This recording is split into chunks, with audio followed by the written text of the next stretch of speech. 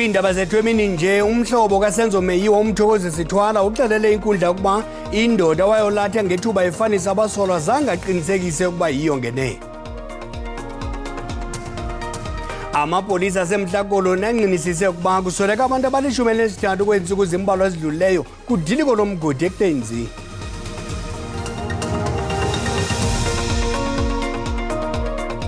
Egamelo nondaba belijelo ndiyabhodisa mawethu sisithi ncatsho ke nakuni babukeli bethu kwijelo iDDT masithathele enzulwini.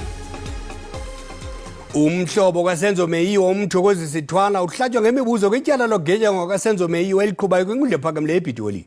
Uthwala uxelele inkundla ukuba indoda wayolatha ngethuba efanisa abasolwa wawaxelela amapolisa ukuba akathi yiyo engene kwikhaya lakwaKhumalo koko yayineempawu ezithile azifanisa namadoda ahlasela kwaKhumalo.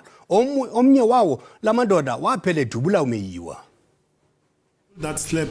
Umthokozi sithwala ubuyele kwakhona emkhumbini namhlanje elinqina lenkundla lixelele inkundla ukuba ngethuba liyokufanisa abasolwa umntu awaye wamolatha zange athi ngomnye wamadoda amabini axhomisa abantu ababekwikhaya lakwaKhumalo ngethuba kugetyengwa uSenzo Meyiwa.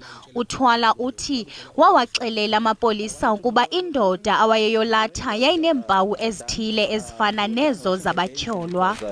Uchaza kwami ke ukuthi njoba ngiye ngasho ukuthi ngesikhathi bethi angibheke lawo muntu ngambheka and then umbuzo abasiba ngibuza wona ukuthi akekho yini engimfanisayo noma mhlawumbe engimbonayo and then response yami ngasho ngathi khona engimbonayo onama similar features. In my response I then said there is one that I see or that I can see who has similar features. And then from lapho sengiqedile laba sibangibuza khona ukuthi imuphi loyo ngase ngakhomba lo muntu engimkhombayo. When I was done they then asked me which one is it. I then pointed out the person that I was pointing out. And emva njengoba ngisho ukuthi emva kokukhomba lo muntu ngabona sebemsondeza sebengithatha bengibeka eduze kwakhe sekushuthi uyithombe. I called I think kakwi lead investigating officer Mr. Ginidi kamtshela ukuthi lo muntu angisho ukuthi uyena ngithi unama similar features nalo muntu owayesendlini owayehamba phambili angisho kodwa ukuthi uyena. Uthwala ukwathe ngethuba esekitchen kwikhaya lakwaKhumalo ngosuku logetyengo isithonga sompu sokuqala savakala ngethuba uMeyiwa ejijisana nomnye walamadoda esesibini isithonga wasiva sengaphandle. Elityala lisaqhuba kwiindaba zeSABC ndinginobaThembu Zantsi.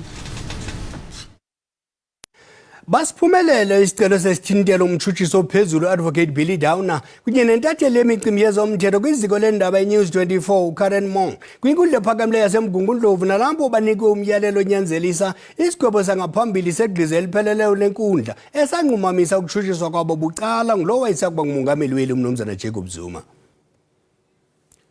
Amapolisa asemhlakoloni anqinisise ukuba kusweleka abantu abalishumi kweentsuku zimbalwa ezidlulileyo ngethuba kudilika umgodi eKlenzini. Kule minyaka imbalwa edlulileyo lo mmandla ubusoloko utsala bombi mgodini abangekho mthethweni emva kokuba inkampani yemigodi iDBS yarhoxa kulo mgodi. Amapolisa asaphanda ngeminye imizimba enokufumaneka. Kuthekelelwa kuba ngabombi imigodi abangekho mthethweni abaziwa ngokuba ngoozamazama abakumawaka amabini abomba kumhlaba waseKlenzini otyebe idayimani. Amapolisa athi isiganeko sokuqala sokuwohloka kwetonela sehle ngomvulo. Preliminary reports indicate that the deceased were trapped underground when the tunnels collapsed. The first incident occurred on 31st of July 2023 at approximately 5:45 the evening when a tunnel collapsed and one body was found and recovered. The second incident allegedly happened in the same mining areas on the 1st of August at approximately 8 p.m. when a tunnel collapsed on a group of men and 8 bodies were retrieved. 4 more bodies were recovered from the same area on the 2nd of August at approximately 9 p.m. and police investigation continues. Abahlali kulo mmandla bamemelela ungenelelo. We are not only referring to substandard prices that illegal miners get for their diamonds, but especially want to highlight the unsafe conditions in which they mine. The latest accident once again highlights the extent of the problem, which requires urgent intervention from the government. More support must be given to the local police, and action will also have to be taken against people who flock to the area undocumented and form part of the illegal mining activities. Amapolisa avule idokethi lophando mayela nokusoleka kwabantu athi iinkcukacha zabasutywe kukufa zakubuye zaziwe. Abahlali basemafefe eliborhomo elipopo basiyandigila ngombhodamo womlambo weMohlapitsi.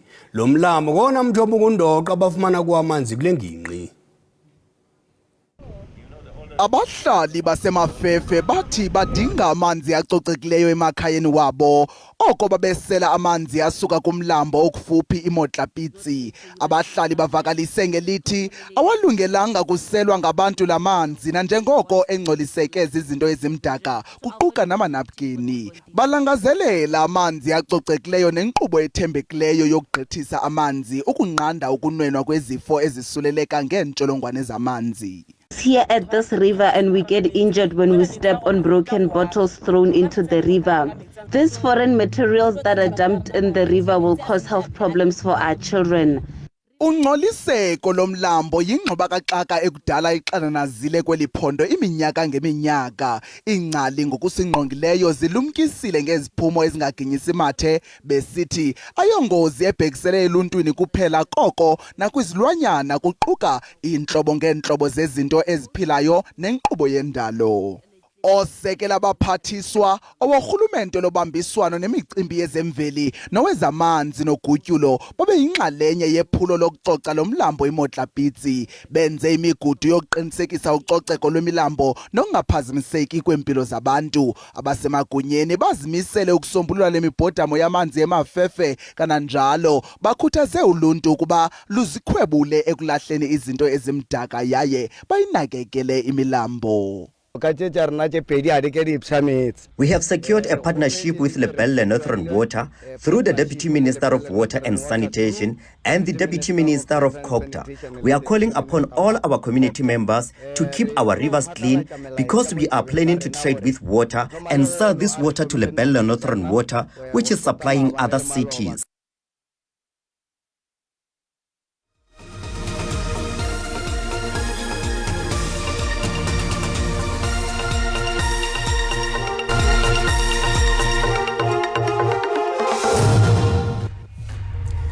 Sinamkela kwakhona kwiindaba zelijelo uyakwazi ukubukela kwakhona izindaba kwijelo le-YouTube uthi SABC Iindaba zesiXhosa. Kwinqaku lokuqala sithe umhlobo kaSenzo Meyiwa umthokozi sithwala uhlatywa ngemibuzo kwityala logetyengo kaSenzo Meyiwa eliqhubayo kwinkundla ephakamileyo ePitoli. Uthwala uxelele inkundla ukuba indoda wayolatha ngethuba efanisa abasolwa wawaxelela amapolisa ukuba akade yiyo engene kwikhaya lakwaKhumalo koko yayineempawu ezithile azifanisa namadoda ahlasela kwaKhumalo. Omnye wawo la madoda waphela edubula uMeyiwa. Abahlali belali yaseMoshawane eMahikenge eMntla-Ntshona babongoza urhulumente ukuba alondoloze indlela ezikhilomitha ezingama-50 edibanisa ilali yabo nezinye ilali.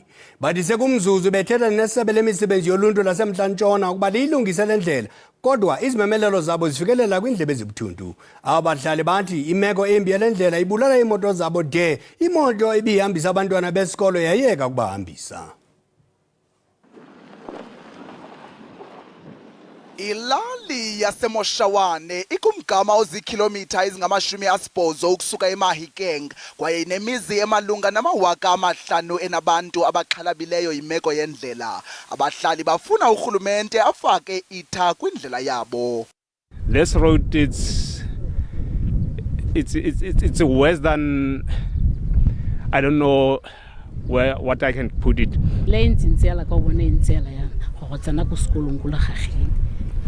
This road is just like this up until Lochacheng. No one is willing to fix the road, and bus operators are not doing it deliberately by not ferrying our kids to school. It's because of the road condition. Konzo zezothutho lukawonke-wonke njengoPeter Molojwa ongumnini weeteksi uthi ukugcina izithuthi zakhe zisendleleni ngumngeni omkhulu kule ndlela imbi kangaka. The experience that I have with this road is because it is not trafficable. I lose hope when it rains because I cannot use a taxi for a period of 3 years. Utha abantwana besikolo usomashishini ubalaxazile abantwana abayi-96 baseLochageng ngenxa yale ndlela. Oh, now I'm on a dangerous circumstance. I couldn't be afford myself to face the challenge of a preparatory examination. I want the department to provide us with transport. Sebenzi yoluntu lephondo libekele bucala imali ukulungisa indlela ezilalini. As in taken almost 50% of the total amount of the budget to the districts, because the district offices are exactly where this is a cold face of service delivery. Kuba abantwana besikolo iLochageng bayakuya nini na esikolweni. Kukho inkxalabo ngokunqongophala kwezixhobo zokunceda abantu abaphila nokukhubazeka kweli jikelele. Oku ngumqobo kwimfundo, ukuziphilisa nakwintsapho ezibakhathalelayo. Ukulwa le ngxaki isebe lophuhliso eMpuma Koloni libambisene nabakwa-Vodacom linikezele ngee-wheelchairs kwiziko inofezile edimbaza ngaphandle kwaseQonce. Ngoku siqhagamshelana nesitheli seli sebe ubusisiwe James Alamantashe. Busi, siyakwamkela. Eli ziko liwele ngumqa esandleni, ingaba yintoni eyenziwa leli ziko ukuzibalula?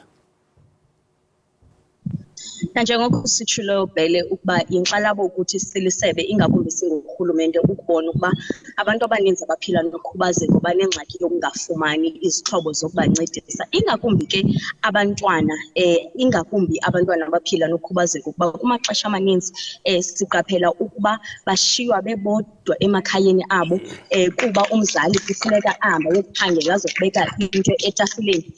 Yiyo ke loo nto isebe lijikeleza iphondo lonke ukukhuthaza ii-centers ezizinze kwiilali zabantu ukuba zibe kanti zizawukwazi ukuoperata.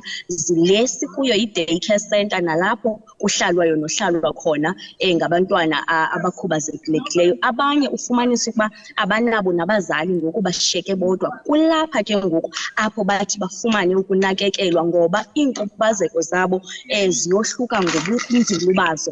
Bathi ke bakwazi ukufumana oonesi, bakwazi ukufumana noonontlalontle ne-occupational therapist ezakwazi ukudilishana nabo. Eli ziko lelinye lamaziko azinze phakathi ekuhlaleni kwabantu nalapho abantu bathi bazise khona abantwana babo. Kanti ke lijonganga nje qha idimbaza koko nakwezinye iingingqi bakhona abantwana abasuka kuzo bazisa abantwana babo apha khona ukuze bazakwazi ukunakekelwa. Umphathiswa ke ungena umzi nomzi ethetha namacandelo abucala ukuba imfuneko yezixhobo zincedisayo zingaphezulu komthamo urhulumente anokwazi ukuwunikela. Yiyo loo nto ke sikuhle uVodacom sathi makabinze naye apho sinako sikwazi ukunikezela abantwana balapho sizokubanikezela ngee-wheelchairs namhlanje. Awutsho ke Busi, siyabona imifanekiso ye-wheelchairs, ngaba zikhona ezinye izinto abaxhaswe ngazo? Ezinye izinto umphathiswa zenazo zizixhobo zokudlala iincwadi ngoba kwalapha ngaphakathi kukhona isikolo nalapho bafundiswa khona. Iincwadi sibaphathele izinto zokudlala, sabaphathela nokutya ngoba ii-centers ezininzi ingangathi into engenamsebenzi into yokusisa ukutya kodwa zidinga nokutya oku. Ngaphezulu kokuba ke isebe eli lika-social development lithi lifake imali kwezi centers, kodwa apho sinakho ukubancedisa ukuzama ukuba umthamo okanye umsebenzi wabo ube lula bakwazi ukunakekela abantwana, siyayenza loo nto leyo jikelele. Sikwafundisa ke yona nto kukufundisa uluntu ngokubaluleka kokunganyashwa kwamalungelo abantu abaphila nokhubazeko ngoba nabo banamalungelo njengaye wonke ubani. So siqhuba ke ezi-awareness kwiphondo jikelele ukwenzela uba sikwazi ukwakha iphondo leMpuma Koloni eli-inclusive, ukuqala kwii-ofisi ezithi zakhiwe kulo rhulumente wedemokhrasi ezizawukwazi ukuba abantu abaphila nokhubazeko babe ne-access kuzo, bangasokoli ufika ii-ofisi zinezi-steps bangakwazi uku-accessa, kodwa ngapha koko bakwazi ukufumana amathuba engqesho kurhulumente, baxhaswe nakwiibhizinesi zabo nabo ngoba bangabe baphila nokhubazeko kodwa yithi loo nto abakwazi uzenzela okanye abangekwazi ukuphangela xa benofumana amathuba okuba baqeshwe kurhulumente nakwiinkampani zabucala. Khawutsho ke Busi ngamafutshane, amanye amaziko anakekela abangathathi intweni nanqwenela ukufumana inkxaso angenza njani wona? makaqhagamshelane nee-ofisi zethu. Eyona nto umphathiswa ayithethayo uba abantu mabanganqabi kwii-ofisi zika-social development kwii-district ezo bakuzo. Sinee-ofisi kwii-district zonke zoyi-8 zalapha ephondweni. Umntu ayokuva uba ifunding iphuma nini, ndingenza njani ukufumana ifunding. Asikude ebantwini, simnandi ke singu-social development bele, ngoba oonontlalontle bethu bangena bephuma kwiilali apho abantu bahlala kuzo. Sithi ke xa sibona isidingo soba kukhona isenta abantu sebeyivula, sincedise. Xa sibona ukuba noko umthamo ungaphezulu, sikrwebeshe iinkampani ezizakucala zize zokusincedisa ukufunqula uxanduva olujongene nabantu bakuthi. Kodwa loo nto ifuna uba sonke singabantu sikwazi ukuthatha uxanduva lokuyokusabela ukuba singenza njani apha ekuhlaleni sinengxaki yabantu abaphila nokhubazeko abadinga u-ABC. Urhulumente ningasincedisa njani? Ayingo-social development qha, ne-Office of the Premier nayo inazo i-funding enazo zokuqinisekisa uba siyaxhasa zonke ii-centers, ngoba la maziko andisa isandla sikarhulumente ekuncedeni amaziko athe tshitshilili kwiphondo eli. Kwanda kwaliwa ngumthakathi Busi, eso sisithethi se-social development eMpuma Koloni ubusiswe James Adamadashe. Umbutho ongajonganga nzuzo i-Grassroots Edge ozinze Kimberley uncedisa amantombazana akhulelweyo aqhube nesikolo. Lo mbutho uncedisa abafundi abenza amabanga aphezulu ngezibonelelo zemali. Ukulandela ukwanda kwabantwana abakhulelwe ezikolweni, amanye amantombazana eneminyaka elishumi ubuncinane eMntla Koloni. Isebe lezemfundo kwiphondo lithi bakubuhawu bama-900 abafundi abakhulelwayo ngekota kweli phondo. Kulapho ngenelele khona lo mbutho ukuncedisana namantombazana akhulelweyo aqhubekeke nezifundo. Phakathi kwezinto bancedisa ngemali bakwazi ukuhlawulela abantwana babo kumaziko okubagcina logama bona beqhuba nesikolo. Ubancedisa nangezinye izidingo zabo. One of the social workers realized that you do have a need. There's a home visit that needs to be conducted, whereby we have a little interview just to determine the type of needs that you have. Omnye umfundi oxhamle kweli phulo uthi limncedile lamenzela lula izinto ebomini bakhe. Ngoku ugxile ekuqibezeleni imfundo yamabanga akhe aphakamileyo. They always alert us when there's a program, and last month Helen came to our house and she said I must write for a food voucher, and then the food voucher came out. They're helping a lot because my mother's not working and I'm still going to school. Kweli phulo kukhona nontlalontle ukanti nabafundi abazala nzima bayancediswa ngokwezifundo. The community, children knows me as the person that they can come to for anything, no matter what. It's like most of them like rely on me, whether it's a health issue, whether it's a social issue, whether they are just going through stuff at school or at home. Lo mbutho uncedisana namaziko amahlanu eKimberley yaye ukhuthaza ulutsha luze ngaphambili luxhamle kwinkonzo zabo. Umzwandile Hlengo uthi uza kucela umngeni ukususwa kwakhe njengelungu elimele ikhophi kwikomiti yoqhagamshelwano yamaqela kazwelonke i-National Party Liaison Committee. Ukukulandela ukuba uHlego ufumene incwadi ngomhla we-21 kuJulayi isenza uhlengahlengiso. I feel that the IEC was quick in acting without verifying all the facts, because the case is in court. We are challenging that expulsion. That's why if you read my affidavit there, it explains. And also we're not happy with the fact that when a letter was sent to IEC by my lawyers before this one to indicate to them that there might be this thing, and immediately when they receive that communication, they need to talk to us to check. Ukapteni weqela lebhola yomnyazi iProteas uBongi Msomo utyibele ngezincomo ogxa bakhe ngokudlala ngokuzimisela ngethuba bedlala neentshatsheli ezikhusela indebe yehlabathi eNew Zealand. Lo mdlalo ubunika umdla uphele ebambene ntanganyela amaqela ngamanqaku ayi-48. Umsomo uncoma ubumbano nentsebenziswano yabo bengabadlali kulo mdlalo ngakwiqela likwinqwanqwa eliphezulu eNew Zealand.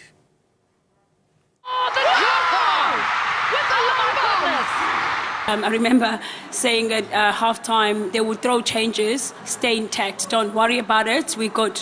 And I think we're starting to believe that we can put out great performances when we're in sync, and it's just great for netball in our country, you know, to see that it doesn't matter who comes in front of us. When we're putting out great performances, the result like this can come. It'll be great if it was a win though, but yeah, I will still take a draw. I think it's still as respectful. Iindaba zipheli mawethu nto nje utshaba lixesha. Sakubuya nezikulu ngentsimbi yesixhenxe ngokuhlwa. Mazenetho.